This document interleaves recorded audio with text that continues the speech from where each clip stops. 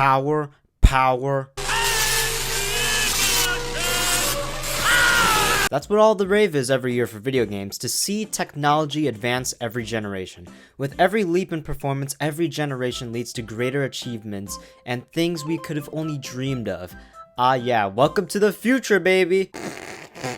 It's all about how much more gigafarts and jam your dumb piece of plastic has compared to the competition. It's what we're gonna be looking at while we play, so it's important to balance fidelity with performance. In the span of 50 years, we went from this to this. It's utterly amazing how drastic things progressed. Graphics and performance are probably the most important factors when starting a new generation in video games, and can set the standard for years down the road until technology inevitably improves again. It can either help devs spread their wings, or unfortunately restrict them. Video game graphics, or just computer graphics in general, have definitely come a long way. So I want to take a look at generations 1 through 9 of video games to see the leaps we've made. Believe it or not, but the first computers would have probably exploded playing the Chrome dinosaur game. Oh, yo! Back in my day, computers took up the entire room and made these quirky beeping sounds. Funny how these beeping sounds perfectly represent Smash Online. Man, Tic-Tac-Toe is such a graphically intensive game, my Mac would explode playing that. In 1951, the world's first gaming computer was created, the Nimrod. Hell yeah, baby, I'm cranking 90s with Optimus Prime on that bitch. No, the Nimrod was merely created to showcase how computers can carry out complex problems. But it wasn't until later where the first game made for entertainment purposes was built, Tennis for Two, and is one of the earliest demonstrations of moving computer graphics. Funny how this was the result of a few scientists dicking around with missile calculators. Space War is an honorable mention that inspired countless other space shooters and was the first game ever to be played at multiple computer installations. Problem, the computer it ran on was like $100,000, which is like 1 million today. All that for a few little dots to kill each other. This is something EA would make. Also, let's do a spec check on the PDP-1. It can hold up to 16,000 words. Holy shit, my Mac doesn't stand a chance. When Atari started to make dedicated cabinets for video games, they released the first commercially successful video game. What do you think it is? I'm starting to see a pattern here. Oh my god, color is mainstream, baby! Oh, and games like Asteroid were using vector graphics to create this pseudo 3D look like Star Wars. But here comes Atari again before they kicked the bucket. Arcade games were beginning to advance more and more with complex colored sprites and scrolling backgrounds, but there wasn't a sufficient way to play them at home. Well, say no more, because the Atari 2600 was made to quench that thirst. Oh my god, Pac-Man looks dehydrated. Yeah, generally speaking, arcade ports to the 2600 were always inferior due to its lack of power. The games were designed all around these cabinets, and the cabinets could be modified to perfectly suit the game. The 2600 didn't have any of that and always had watered down, utterly disgusting ports. But hey, we had colors now and graphics that could kind of replicate reality. It didn't help that the box art of these games completely missed the mark of the actual game. Listen, Yar's Revenge, Mom, this stuff looks dope.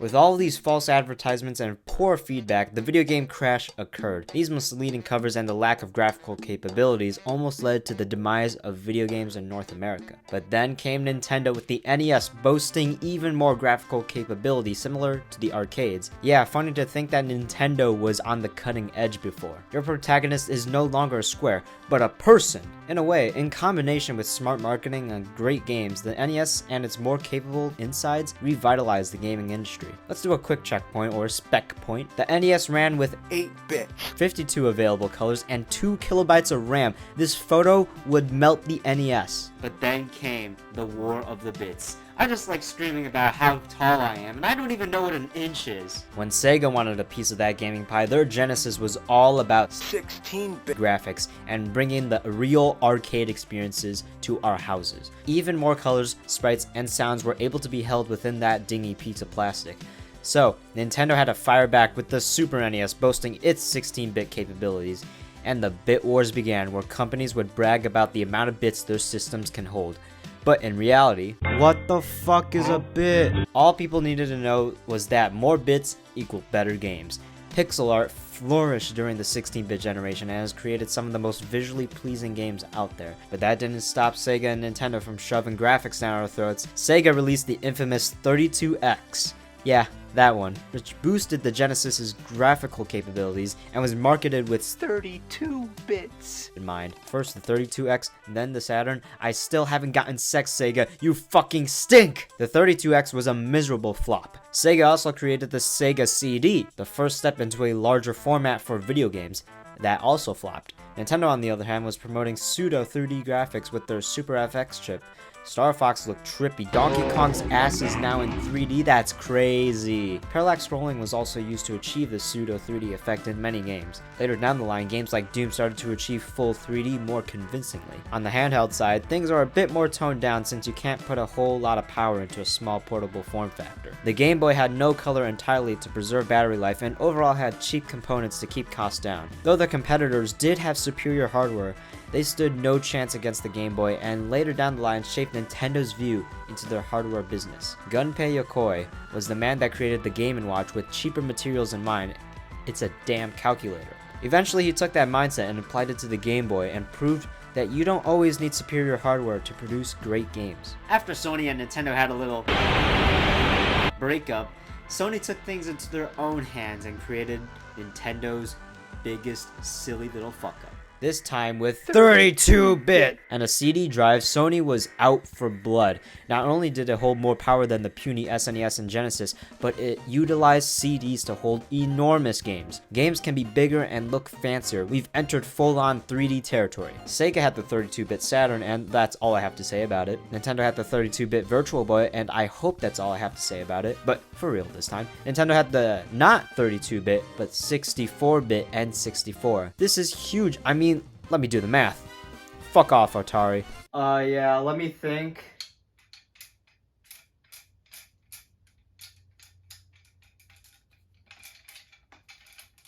There was just one huge problem. Nintendo opted to still use cartridges instead of CDs. Cartridges don't hold a candle to the storage capabilities of a CD, which can hinder development capabilities. This was a decision that propelled the PlayStation to become Nintendo's biggest threat. Developers flocked to the PlayStation to house their bigger games. The one that hurt the most was probably FF7, as it could never fit onto a cartridge. Heck, it can't even fit on a disc, you need multiple. All of this to prevent piracy. Was it really worth it? But hey, games are looking better than ever, utilizing polygons for even more depth and true-to-life images, I think. Huge worlds can now be sculpted. Visuals can look more lifelike and breathtaking. Combat, platforming, whatever, can be enlarged with the new dimension. Games either went full on polygon, had polygonal worlds and 2D characters, or polygonal characters and 2D backgrounds. I'm gonna be real, I sometimes spend 10 minutes playing FF7 trying to find the exit, because these damn backgrounds are too blurry for my blind ass. The games of this era, while looking a bit funny, opened the door to the future of game design, but for a while it killed 2D gaming. There wasn't many 2D games releasing during this time as everyone was experimenting and transitioning to 3D polygons. Everyone thought that 3D was the only future, but failed to realize that both 2D and 3D can coexist. Let's get a spec check on the N64. It ran with 4 megabytes of RAM with a 64 bits architecture and uses dingy little cartridges. Nintendo created the N64DD, which used magnetic floppy disks to expand memory capabilities. It was a massive flop. The PS1 used only 2 megabytes of RAM with a 32-bit CPU, so technically the N64 is more capable than the PS1. It's just those damn cartridges. Was it really worth it? The 6th generation further refined graphics and smoothed some rough edges of the 5th gen polygons. Half-Life 2 gave us some of the most advanced physics in a game ever, and GTA paved the way for open worlds. Out of the 4, the Xbox was the most powerful and sported the 180 nanometer process and 64 megabytes of RAM. Unfortunately for Nintendo, they opted to not use cartridges, not use CDs, but a proprietary mini disc which still had limited storage compared to the competition, which led to devs flocking to other systems again. Hi, I'm Nintendo, and I heard you wanted pizza, so here's a bagel bite. This was them forcefully limiting the potential of developers and their own games. And though the GameCube was still powerful compared to the competition, what they did next would alter their course forever. On the handheld side, the GBA upgraded to a 32-bit CPU and offered SNES quality on the go. But Sony was back for vengeance. The PSP was far more powerful than the GBA and offered experiences almost on par with the PS2 in a portable form factor. Nintendo then fired back with the DS, offering graphics similar to the N64, barely. It was once more a battle between raw power and innovation, and we'll get to see that strategy more coming with the 7th generation. During the 7th generation, Nintendo was dicking around with the Wii, a console made for anyone with games even grandma can play. The Wii was basically a repackaged GameCube and offered a slight bump in performance, which meant it was behind one generation to the Xbox 360 and PS3. The 7th generation was also the time games were making the jump to HD and Nintendo was stuck in blurry 480p. This was a nightmare because if you wanted your games to be on the most popular system, you had to significantly downgrade your game to get it even to function. And so devs had to compromise on the visuals and performance in order to get it to fit on the Wii.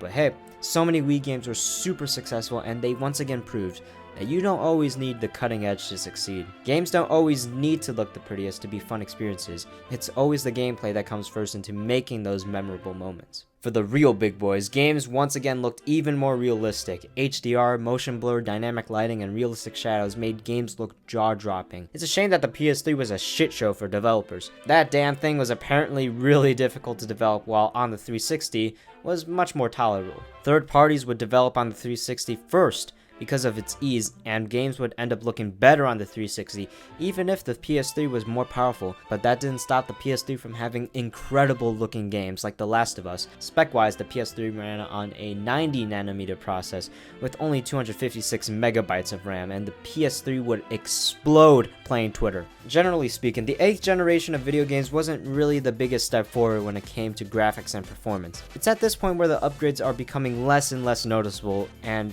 visuals begin to plateau. The Wii U was definitely an upgrade from the Wii. We went from gold to a landfill. The Wii U was sporting capabilities similar to the previous generation of consoles, making modern games weaker on the Wii U. Heck, some developers didn't even care anymore and just started watering down ports or skipped out entirely. It was also due to the fact that the Wii U was the Black Plague when it released, but at least it had HD, right? You stink! The PS4 and Xbox One, however, was sporting far superior power, but this was during the time when PC gaming was really taking off, and compared to PC parts at the time, they weren't really the cutting edge. But that's not to say you should have wrote off the PS4 and Xbox One. They were still very capable compared to this funny mistake. I'm done making fun of the Wii U for this video, I swear. The PS4 was housing a 28nm process with 8 cores, and finally something more familiar, 8 gigs of RAM. Visuals from this generation, again, look phenomenal and have produced some gorgeous looking games. But also during this time, indie devs were taking the spotlight, and not always did they have the cutting edge graphics. Most instead went back to the beauty of pixel art, or some went into their own fantastic art styles, and again shows that visual fidelity isn't the most important thing when it comes to games. If you instantly write off a game because, oh, it's pixels, or oh, it's 2D, I'm sorry, but please, you know what to do. Go on. In the portable space, the 3DS now offered experiences similar to the GameCube, and the PS Vita was on par with the PS3 and was far more powerful than the 3D dual screen freak. I wonder who won. But a trend was started during this generation with the introduction of upgraded midlife refreshes. The PS4 Pro and Xbox One X were still what they originally were, but with some enhancements that justify you wasting more money. Both of them upgraded their specs to deliver true 4K gaming with even more RAM and storage. Games like Horizon or Red Dead 2 look gorgeous on these systems, and PC gaming made some look even better. Moving on to the 9th generation, or 8th, or I have no idea. The Nintendo Switch was released earlier than usual and cut life support from the failing Wii U. This is the last time, I swear. Now combining both handheld and console, the Switch was a hybrid between the two and had to best be suited for a slim and efficient form factor while also providing good console performance. To achieve this, Nintendo used Nvidia's Tegra X1 processor, which is basically a mobile chip. The upgrade from the 3DS to the Switch is tremendous and it is a welcome glow up, but when compared to home consoles, it was pretty disappointing. The Switch is basically an Android tablet, and the games are getting more graphically intensive than ever. This thing can barely run Minecraft. But for the devs that did tolerate the Switch, brought some amazing games over to the platform, offering AAA experiences on the go. That's what makes the Switch so special. Not to mention the first party stuff, Nintendo used every ounce of the Switch's being to create some witchcraft, because oh my god, the Tegra X1 has got to be the most utilized chip in existence. The fire in their office was probably caused by an overheating Switch. The PS5 and Xbox once again had amazing leaps in fidelity, making 4K the standard along with higher frame rates, ray tracing, photographic source materials, and more, offering breathtaking visuals not thought possible with the stinky Nimrod. PC gaming was an ever-growing market with even more powerful components, increasing resolutions and frame rates even higher. The standard this time around is 7 nanometers, 8 cores, 16 gigs of RAM, solid-state drives for fast loading, and 4K gaming. As amazing as these graphics are, the visual upgrades from the previous generation are becoming less and less noticeable. There's only so much you can do. The upgrades, while jaw-dropping, aren't breaking the ice like they used to when it came to the transition from 2D to 3D. Even with all this power, some devs just decide to fuck it up. We've definitely come a long way from those funny little lights in the 60s, and though graphical updates are becoming less and less momentous, it's amazing to see the amazing worlds people have built. Graphics and power may not be everything, but damn, when you have stunning visuals running at solid frame rates without the CPU catching on fire, it's something magical. But I hope it doesn't get that good, because when the metaverse gets these graphics, humanity is over. The e-dating scene is going to explode.